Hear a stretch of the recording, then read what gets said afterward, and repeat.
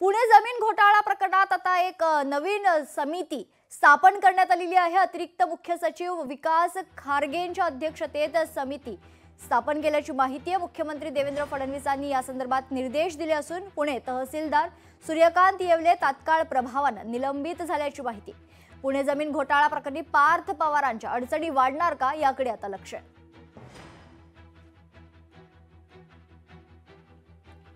या संदर्भात सविस्तर माहिती जाणून घेऊयात। आपले प्रतिनिधी चेतन ननावरे आपल्या सोबत जोडले जात आहेत। चेतन, काय सविस्तर माहिती?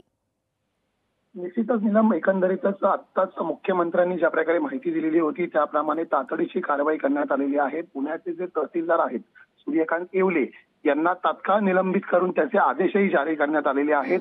महत्वाची बाब म्हणजे या जागेची मालकी हक्क जर पाहिलं तर ऍग्रीकल्चर डेडीकडे होते। शासकीय विभागाचं या जमिनीवरती सातबाऱ्यावरती नाव होतं। असं असतानाही जाणीवपूर्वक कायदेशीर व वस्तुस्थितीकडे दुर्लक्ष करून सूर्यकांत येवले यांनी आपल्या अधिकाराचा गैरवापर केल्याचा ठपका आहे तो आता प्रशासनाने ठेवलेला आहे आणि महसूल व वन विभागाकडून तात्काळ त्यांच्या निलंबनाचे आदेश आहेत ते आता जारी करण्यात आलेले आहेत। त्यामुळे दुसरीकडे जर पाहिलं तर विकास खारगे यांच्या नेतृत्वाखाली आता ही चौकशी समिती देखील तात्काळ नेमण्यात आलेली आहे। त्यामुळे खारगेंच्या समितीकडून आता नेमका या संदर्भात काय अहवाल सादर केला जातो, या चौकशीमध्ये नेमके कुणाकुणावर ठपके ठेवले जातात याकडे सर्वांचं लक्ष असेल। मात्र तुर्तास तरी पार्थ पवार यांच्या अडचणी वाढताना पाहायला मिळत आहेत। धन्यवाद चेतन, आपण दिलेल्या सविस्तर माहितीसाठी।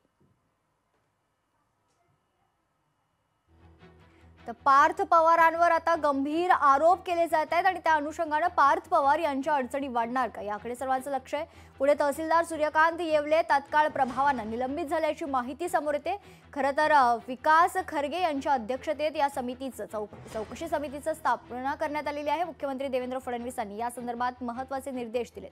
पुणे जमीन घोटाळा प्रकरणी चौकशी समिती स्थापन केल्याची महत्त्वाची बातमी समोर येते। अतिरिक्त मुख्य सचिव विकास खारगे यांच्या अध्यक्षतेत ही समिती गठीत करण्यात आलेली आहे।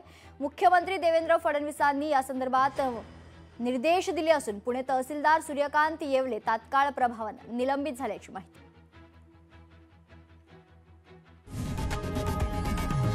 लोकशाही मराठी ऐका, पहा, जागरूक रहा।